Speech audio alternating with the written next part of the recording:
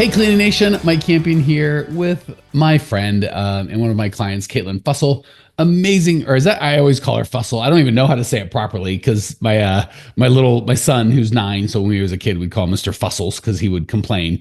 So I've called Caitlyn Fussell since I've known her. Pretty sure that's not her name. So I'm guessing it's Fussell or some much fancier sounding thing. It is Fuessell. Fussell. Yeah. You could have given me 5 guesses. I probably wouldn't have got it. May I have permission on recording in front of God and everybody to call you Mrs. Fussell? Absolutely. No disrespect to your man, who I love. He's a sweetie. Just love, I think. And by the way, for those of you who don't know who Caitlyn is, she's just sweet and like the opposite of anyone fussing. So calling her Mrs. Fussell is funny because not her. All right. So gosh, I've spoken with Caitlyn so many times, just as a client. I had forgotten when we got him before. I'm like, hey, is this, I'm excited to have you on the podcast. Like, oh, I was on a year ago. So this will be kind of fun. And also what Caitlyn said is we kind of got, when people come to our program, we have like a couple month thing to get them started at the beginning and then they can continue with us. So when she came on last year, had just graduated at the beginning. And now we've had a year to really get her, we call the other program Next Level. So get her to the next level. So this will be fun for all of you guys and gals out there to just see someone I'm guessing that you'll identify with and some of the struggles and what's going on and the wins that she's having, and maybe we can kind of translate some of the things that worked for her into your life. So why don't you just give us I think you said we recorded our first podcast January 2024. I'll see if Lindsay can put a link so people can grab that if they want, and we're recording this April 2025. So why don't you just give us a overview of kind of where your business is, and then we'll dive into more specifics. Yeah. So on our last podcast, my main thing that I was kind of going through at the time was just coming through the original program, and things were still like in the beginning process. I didn't have a lot figured out yet. We never ultimately figure it out, but it was still kind of chaotic on my side. And so through this last year, I really got to get things settled, and I trust my team a lot more, pretty much 100%. And I trust myself to be a great business owner so that I can serve my customers. So a lot of it this last year has been just getting processes set up, and then also the mindset that goes with building and scaling a business. So let's talk about that. We'll start with the kind of what you said first, and then we'll get on to what you said last. What does it look like day to day in terms of like getting systems and processes? How are you experiencing as an owner? Kind of give us, if you would have, before, like what your typical day might have looked like a year ago, what your typical day might look like now, and then what exact systems and processes and beliefs did you install and shift to make that change? I love that because I didn't realize it when I came into the program. I was fairly happy with my business. I was having like financial issues, but I was like, yeah, I've got a great business. But then I realized that business was in my head and I really had nothing written down. So my day to day, quite honestly, looked like every decision had to go through me, and my team relied on me very heavily. There was no one to make another decision because I made the decision on a whim based off of what I thought was best in that scenario. So now coming through, you guys give a great setup on some of the basics like hiring, your financials, marketing. And so I was able to take that plus obviously my core values and create the systems that I need. So now I have things that run, and I'm pretty close to like a 15 to 20 hour work week now. I do a lot of the sales and the networking because I love it. But I mean, I don't have to make those decisions because we have something set in place and they know what to do. But what I love that you acknowledge systems and beliefs, because a lot of systems people just want that and they undervalue beliefs, and a lot of kind of beliefs people overvalue that and really don't focus on the systems. And the truth is it takes both. So give us your top 1 or 2 or shifts you made in beliefs and in systems that maybe listeners could kind of get some value out of. I had to learn to trust my team to do a good job and represent me well. And that came from kind of top grading and finding good cleaners who could actually execute well, but also matched my core values. And so I began to trust them. So that was one. I felt confident in myself. So I had to get over that hurdle of maybe I couldn't do it. Maybe I couldn't actually meet what I wanted to do. And then I think the biggest one that I recently had to go through was I just hit a really huge revenue goal of mine. And I realized that that was about the revenue that I was at when I came into the program, making zero money. So I had this belief of that was a very like scary and like that there was going to be issues equated with that number or a business of that size. And now that I've broken through that and things are set up in the right way, the mindset to tackle that, I had to work through. So what I'm hearing you say is the revenue you're at now felt earlier scary or chaotic, or the systems you had in place, you're like, I could never do it. I'd be overwhelmed. And now it's, I don't want to put words in your mouth, but it sounds like you're like, no, I'm comfortable here, which means hopefully no fear for the next step if that's what you want. Absolutely. Before this was scary because I had every belief and I had facts to show that it was falling apart. And now that I'm here again with the systems and the mindset, I'm like, oh, we're going to blow through this and I can be at, 50, 70 in no time. So I'm excited. So what I'm hearing you say, and I want to go back into the hiring because that's important, but I want to make sure we get to the bottom of this. What I'm hearing you say is the foundation you had the business on before, you felt like that was this revenue was kind of all you could get to. And now you feel like this is the bottom floor as opposed to the top floor. Is that overstated or? No, that's perfect. And mostly because before it required you and you were at your limit, and now it requires a system and the system's not close to being at its limit. Am I over? I don't want to, I want you to do the interview, but I just want to make sure I'm hearing you. No, that's perfect. That's exactly. I mean, it's common you hear like being the bottleneck in your business, and that's exactly what it was because I'm like, I only have two hands, I have one brain. I can only do so much.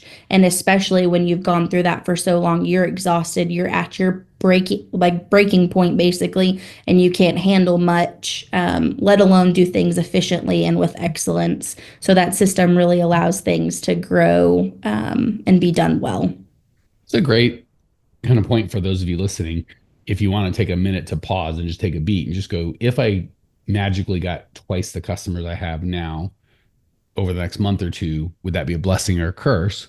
And if it'd be a curse, a lot of people are focused on focusing on marketing. And then I ask that question because, I don't want to help them get a bunch of clients and then they break and they go, no, I don't think I do that. And yet they're focusing on getting clients. So if that's where you're at, no need to judge yourself or get angry or anything like that, but it's time to maybe refocus your efforts and create a business that you're excited to double. And you're like, yeah, bring it on. I could absolutely do it. All right. So you mentioned the employees were a big deal. And before you didn't have a team that you could trust, or the system plus the team equaled Caitlyn working all the time. Is it more that the systems got better or the employees got better? Both? Was it your belief? Was it you had good employees that you were just not like letting do anything and now you kind of let them? Or like there could be a lot of things. Walk us through that a little more.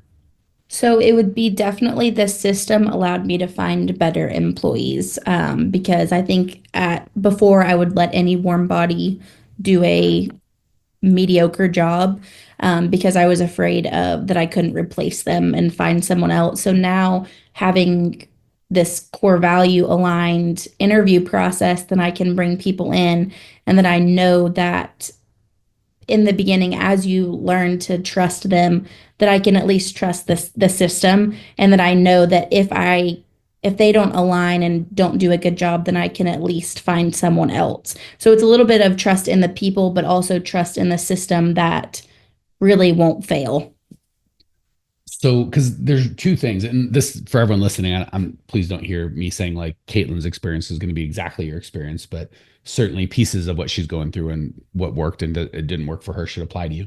So, in my experience, I found from the coaching side and from as I've owned businesses, especially when I was younger, probably 60% of and it's kind of a chicken and egg thing. Like 60% of the problems came from just immaturity on my end, which is like just like you said, I figured I'm the smartest guy in the room And I got it. It wasn't even a pride. I mean, it was obviously a pride thing, but I wasn't intentionally proud. I just thought that's what it was because I'm the business owner. I'm young. I'm getting at it. I've got older people. They're working for me. So, which you kind of need to start a business, right? If you if you don't have that arrogance of like, hey, I got this. I know the world can be better, and I'm here to make that happen. So there's some good in that, but then you just get caught up at your early stages of everything's got to go through me. I can't trust you. I'm the brains here, and boy, oh boy, that will stick you. And I found for me, 60% of it, maybe 70, was that wasn't the truth. I had good people. Like, you can always get better people, but I had good people that could have done more. But when you coach down to people, hey, Caitlin, shut up, sit down. I just want you for your back in your hands. You come to old thinking, you call Mike and let Mike do that. Caitlin will typically go, well, thinking's hard and I get paid the same either way. So sure, I'll just text you anytime anything comes up. And then I get frustrated, Caitlin, when she texts me every 9 seconds. It's like, well, whose fault is that really? But I'm hearing for you, Caitlin, it was as much, if not more. Oh, I couldn't trust Caitlin. Whoever your employees were like, they really weren't a good fit. Well, you tell me. I don't want to. Was it equal more that you didn't have good people and they weren't trustworthy, or that you did have good people, you just didn't know how to kind of free them up to do their job at a higher level? I think that they were good people. And obviously, being young, I had to work through that. I wanted to be friends with them. I wanted to be a great boss. So I think they were good people. I would never say they were bad people, but they didn't do their job well. And so I struggled in getting the quality to be there. So when I talk about finding good employees, I mean the quality side of things.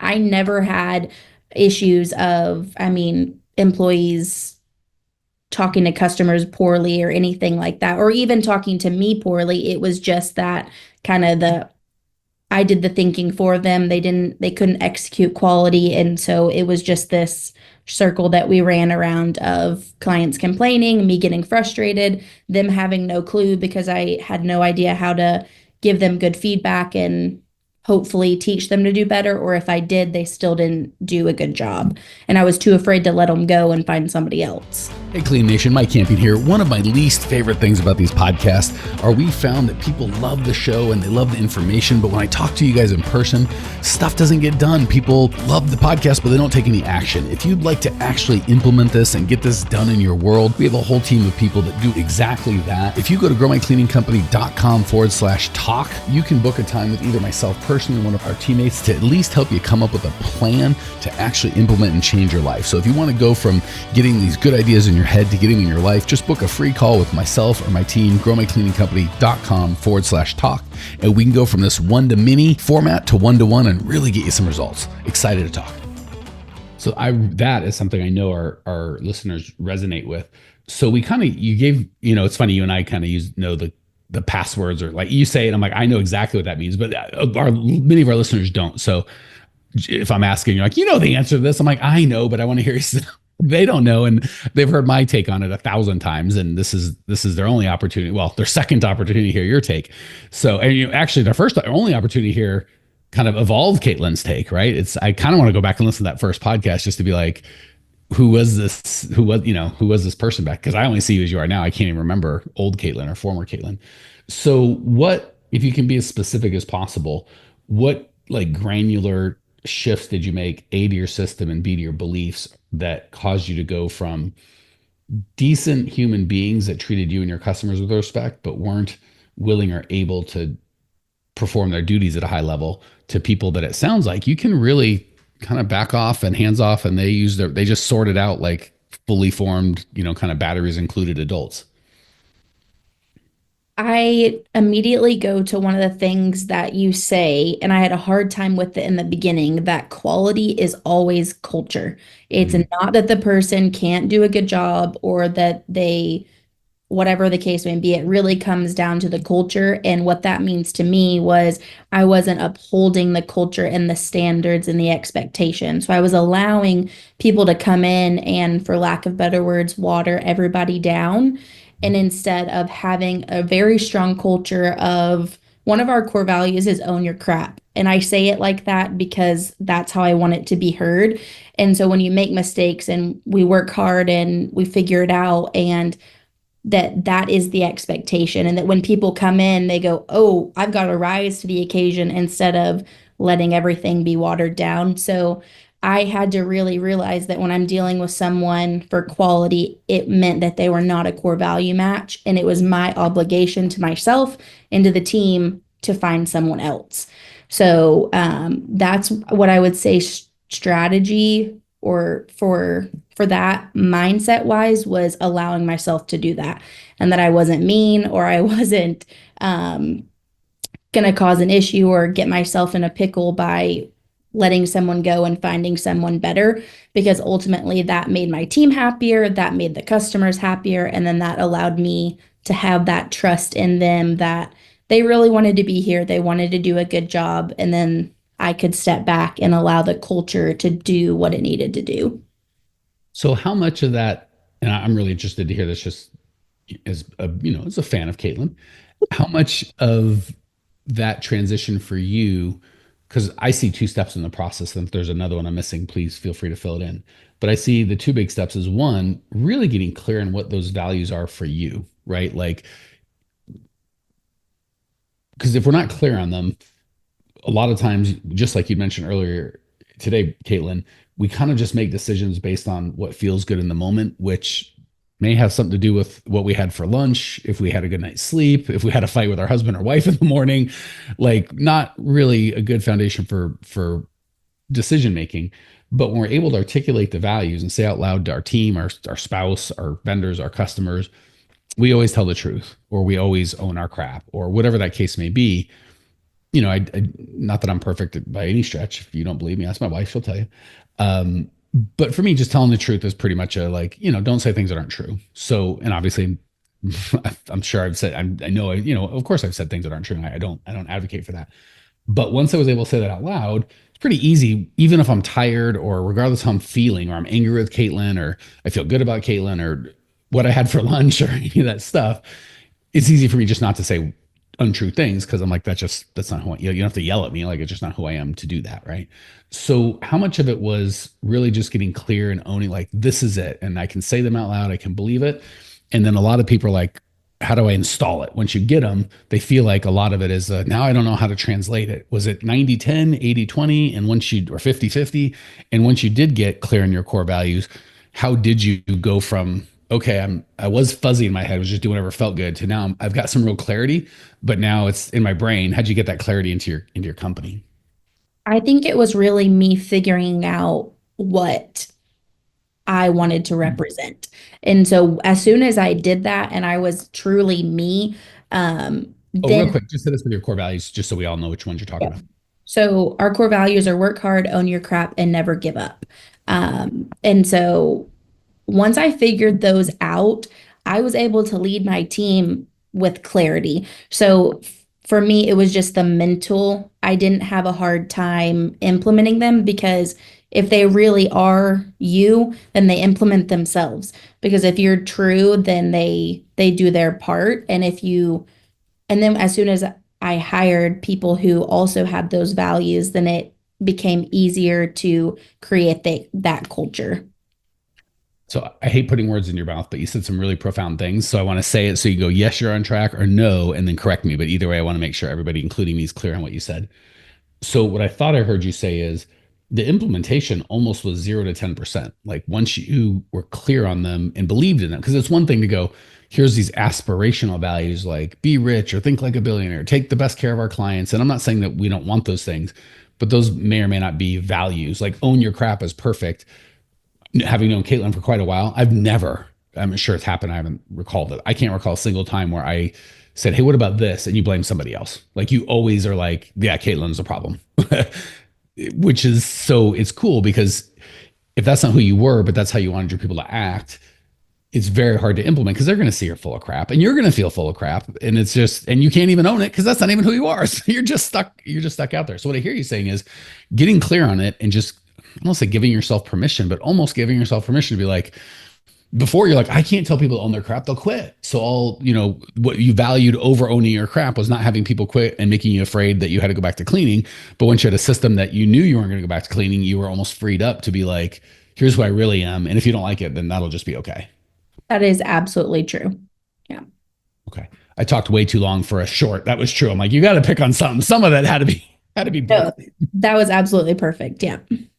Okay, we are running to the end, but I feel like I could talk to you for an hour and it would be of value to the whole community. I'd love to just give you any time that you see fit to share any just there's lots of cleaners out there that are suffering. I don't say suffer. Well, some are suffering and some are just struggling or frustrated, but have lived going through what you've gone through. The floor is open any way you see fit to just bring value to them in the best way you can. So I would say something to the business owner who is out of cleaning, but still doing a lot of the work in their business. So, because that was me. I was out of cleaning, but I was still, I mean, handling fires all day long. So Answering phones, texts constantly. constantly. And so I would talk to that business owner and say, find someone who can teach you, get in a community that really does make you grow, because that for me was game changer. And from my point of coming into this program, this community to today is completely life changing. And I wish I would have started 5 years ago. So that's number one. Two, Hold on, uh, before you, I wanted to say something because that's such a big one. I'm old. I don't know if this show's even on, but there's a show. I forget what Dog Whisperer, Caesar Milan. Like some of you guys know. Yeah. He, Magic. He goes in and people's dogs are just being terrible. And he was like, even like, obviously they edited it down. I'm sure it was a couple hours, but in 10 minutes, right? The dog's behaving. But sometimes the dog wouldn't behave, right? And he's like, I've got a pack of healthy dogs at home. I can't do this here. But if I just put this dog with those dogs, he didn't have to work. He just took his hands off it. And I'm not, obviously, none of us are dogs, we're humans, but as a coach, as in love with I am with the stuff that we do for our clients, that magic of just being in a community of other people that A, our core values matched, and B, hold you to a higher standard. Because, most of our friends in our real life, when we go, this sucks or that sucks, are like, oh my gosh, you own a business, or I can't believe, or they're really impressed with what we do often, or the opposite, they're trying to pull us down because they're jealous, so it's a weird vibe, right?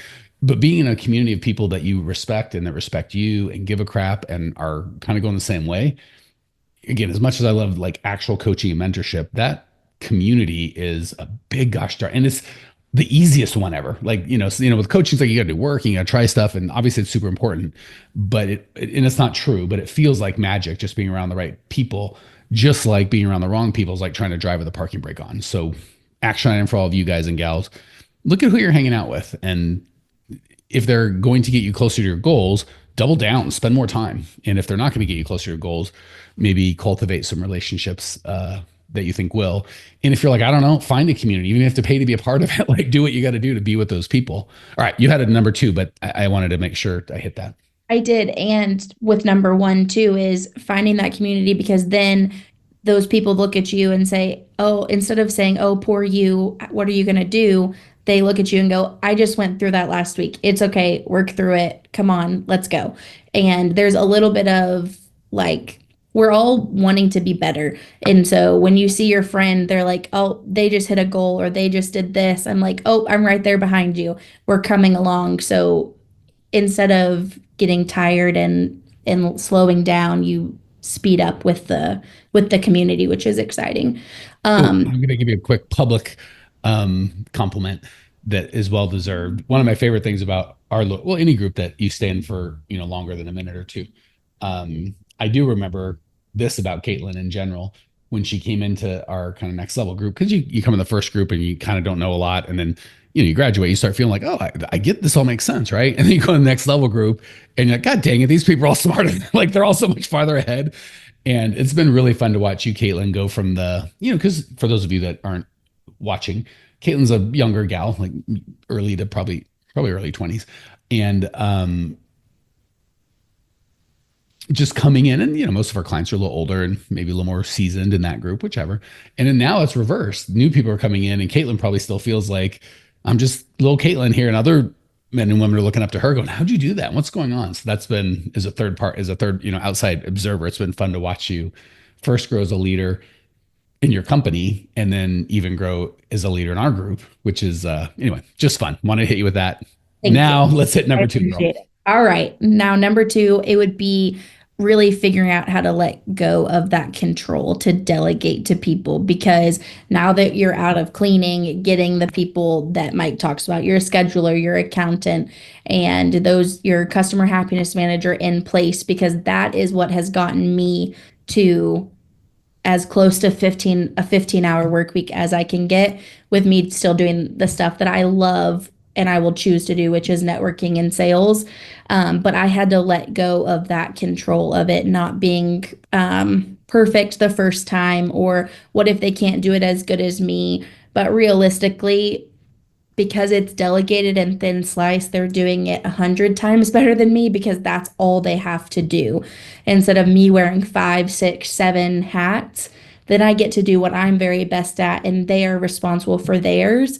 And then it grows me as a leader when I'm responsible for those people to do a good job and check their end of day reports and do their things. And then I can go to them and say, hey, this wasn't handled right, but that grows me as a leader and them in that position that they hold. So that step was really big. And that's how I have gotten to the point that I'm at. So Beautiful. Well, I don't want to wrap without giving you anything else you'd like to share. You feel like you got it all off your chest. I think that's it. Yeah. All right, beautiful. Clean Nation.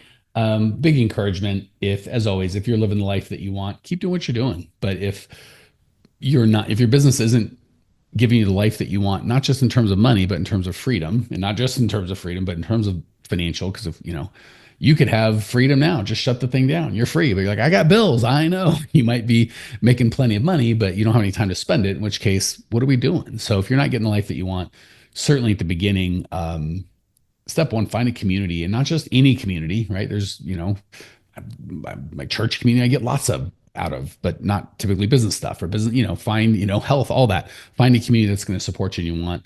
And if you feel like you need a step further, find a mentor or coach or somebody that can help you and grow all that. If that's us, reach out. We're happy to help. If not, find somebody. But the wrong answer is always, I'll just keep doing the same thing and hope things change on their own. All right, Clean Nation, appreciate the time and attention. We'll talk soon. See ya.